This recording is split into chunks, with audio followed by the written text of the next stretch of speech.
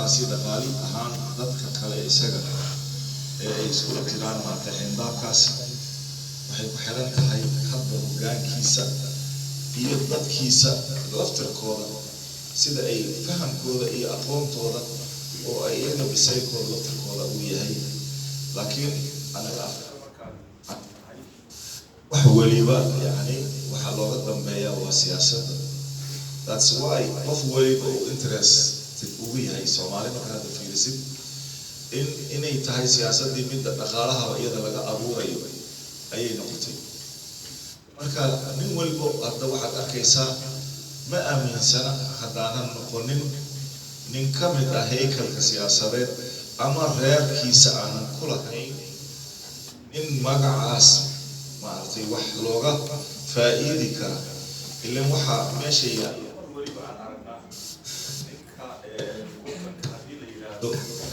isaga ayaa maanta hoggaanka meel fiican kaga jira. musuq maasuq ha noqoto ama tribalism ha noqoto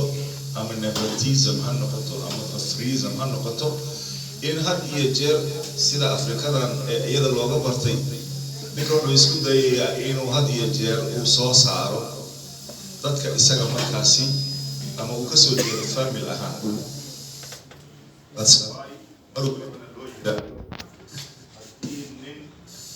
عفواً أو أديو يا تحي ملها قاركور نكا واحد is from the royal family مكثي غير كتاكن مكثي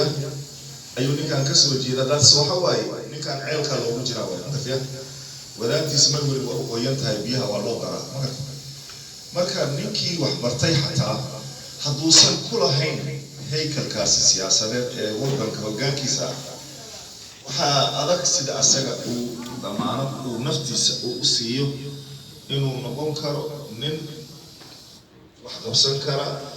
كنا كاري كارا أطون تيسي علمي إلى إنتي لطون حدونا نقرن تيسي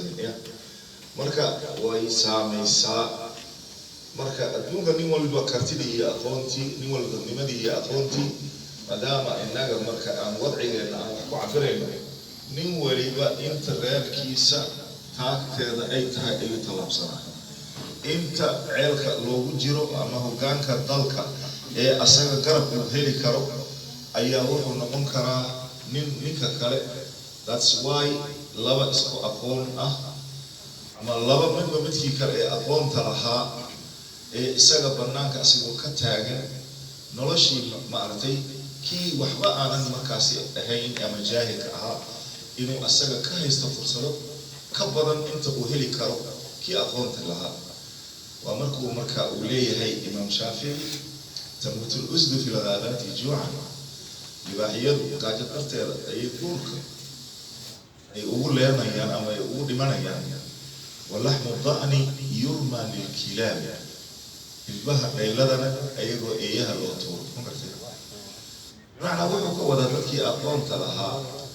وحيك قاعد جيسيهم ayaa kuwii juhalada ahaa ayaa laba calaynaya hortiisa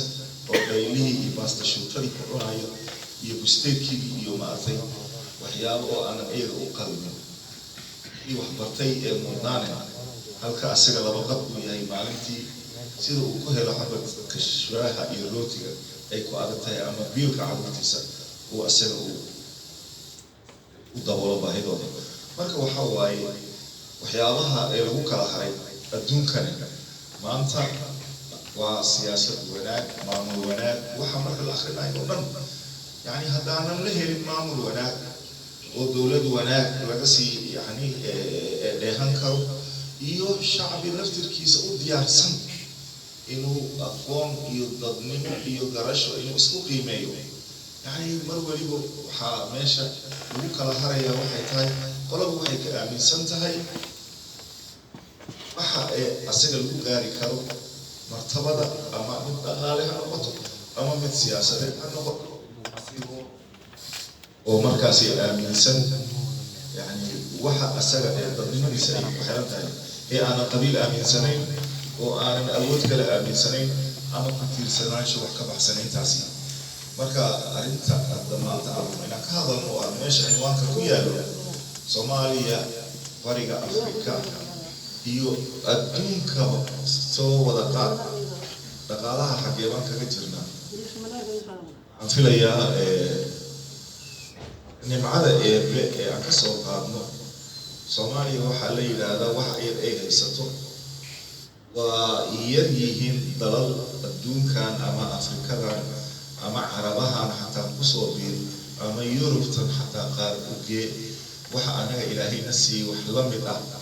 dawlad haysato ama dad haysto ay ku yaryihiin marka haddii anaga aan nahay dal haysta markaad fiirisid badii ugu dheereed ee Afrika dal dhul beereed boqolkiiba 82 ma artay isaga ku filan wixii zarca ee lagu beero in laga gurto ama maartay laga helo wax alaal wixii lagu abuurta oo laga webiyo oo wixii iyaga biyo iyaga maalkay buux dhaafiyaan xataa aanan lahayn meel biyo xireenna oo ay hafinayaan wixii bani aadam aha ama wixii xataa ayaga mumtalakaad ay lahaayeen oo aanan loo haynin wax mashaariic ee horumarineed lagu qabsado waxaasoo idil macaadin iyo wixii ku jiray ee weli sidooda ay u bihan yihiin oo bigra ay tahay maartay waxaasoo idil marka haddana Ilaahay nicmada uu siiyay ee hawadeeda macaan oo nin walba maanta uu wato dhar mid nylon wato mid polyester wato mid cotton wato gabdhaha sidaas oo kale ama wiilasha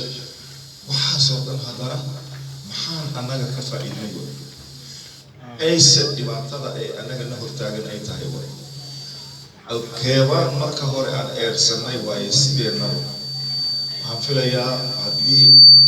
ardaydiinaan aqoonta leh ee cilmi baarisa dhaba idinka aad samaysaan Soomaaliya waxaa laga raacay waxa la yiraahdo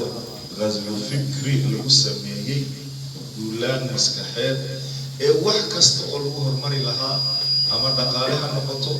ama bulshada noqoto in lagu ceebeeyo in loo ceebeeyo wax kasta oo haddana aanan lahayn oo qiimo intaasi oo si ridan looga dhigay waxa la arkin lama take it an example anta adduunyada waxaa lagu horumaray waa farsamo warshado ama heer warshadeyn ha gaarto oo adduunyada maanta wadamada horumaray ee maartay warshadaha la ay maqlaysaa maxay yihiin warshadalay dadka warshadaha ka shaqeeya adduunka maxaa loo yaqaanaa ilayaa wax kasta oo warshad soo saarta ninkii ka shaqeeya waa expert ama khibradda aqoonta sida uu leeyahay ayuu ku yahay nin loogu yeero ama lagu qiimeeyo Allahumma hadduu kabaha tolayo ayaga waa uu expert hadduu guryaha dhisayo waa uu engineer hadduu xataa xoolaha qalayo sida aan soo aragnay waa uu dhakhtar oo culumta xataa isagoo garanayn ee caafimaaded ee xoolaha wax kasta ee lagu horumari lahaa Soomaaliya ayada bilcagsi bay u tahay iyo ayada guryaha u dhisaayay ee aqoonta guriga ninkii dhisay marka loo arko boqolkiiba 80 waxa laga yaabaa niman furaanad jeexan iyo saraawiil ee oo marka inta ay ka baxayaan subaxdii ee soo galay ee fundiyo loo yaqaanaya ayaan anaga aan u naqaanaa dadkaas waxa ay ugu yeeraan injineero oo magacaasi ninka Soomaaliga dil yiraahdo fundiya tahayno wax loo profile oo noqonayo engineer ah tahay la yiraahdo isu bugayo waxa laga yaabaa kan fundiga ee dhisa qaar ayaga ay wataan degree engineer ahay inuusan xataa labadooda isu dhawaanayn laakiin Soomaalidii kii aqoontiisa gaarsiisay inuu boorsada gabadhaha ka xarwadaan iyo kabaha wiilasha ay labistaan ama haweenka ay qaataan kaasi nin expert ayuu yahay ee cadaanka ah waxaan leenahay kabaha maad in Italy Iran boorsada iga keen tan waxaan jecelahay noocaasi yani hadba dalalkaasi dadka laga keeno dadkooda waxay u yaqaanaan dad experts ama dad aqoon ama dad khubaro ah Soomaalidana waxay u taqaanaan kaba tole iyo dad wax ka sii liito oo farsamadaas la isku hayay marka anaga horumarkii meesha aan ka rabnay inaan halkaasi ka sii ambaqaadna aan ka sii wadno waana loo ceebeeyey kulligeedna waxaan aaminsannahay ninkii makaaniga ahaa iyo kii biraha farsamada samaynayay ee dhaqaalihii meesha laga bilaabi lahaa waddanku ka hormari lahaa waaba nagocay badda hadduu galo waa jaaji waxaa la leeyahay kuwasta kuwa annaga mabana soo galo maxaa yeelay waa nin meesha har iyo habeen baddaasi ku dhex jira oo waaba lagu liidayaayo loomaba arkaba nin qiimo ku leh horumarintii iyo waxa waddanka wax soo saarkiisii hadduu beeraha uu fasho waaba ku taalaayo gabaygii loo weynin tagay iyo nin dhintay wax bisma dhaamaan ayuu halkaa uu gabay la joogaa ma gartay you see waayahay kii marka waxa waaye ee sidaas oo kale ee wax weliba ee horumar la samayn lahaa kii dharka samaynayay waxaa la yidhi waa aliin diyaalay waxba naga gooyo naga daayo marka wax kasta oo xadaaradii bilowgeeda ahayd ee adduunyadan shalay meeshii hoose laga bilaabay haddaan annaga kor sii aadi lahayn ay ahaan lahayd wax badan nolosheeda inay wax ka bedasha laakiin maantana tabtii ayaa markaad fiirisid weli dadkii Soomaalida xataa dhalinyaradii wax baranaysay waxay saameyn ku leedahay fiildiyada ay kala dooranayaan haddaad tiraahdo ardada jaamacadda boqolkiiba 80 maanta choice-kaaga dooro faculty-ga adiga aad u baahan tahay isla markiiba hoosta ka harin ayaa medicine ma gartay medicine kulligooda waxay rabaan inay wada dhakhtar noqdaan ya أنا ما كان جامعة عندي قال إني إنجليز وأوحى يري سومالي ده واحد أنا أكتر رخيص كأبي حاجة أيه أكتر نديك غالي كي أنا جامعة ده بدي السن اللي هي يا جامعة ده قار ساينس كأ ما بالله في ريولي كل يده أنا لو أقول قف متهاي أيه وحكم ده جورناليزم أفضل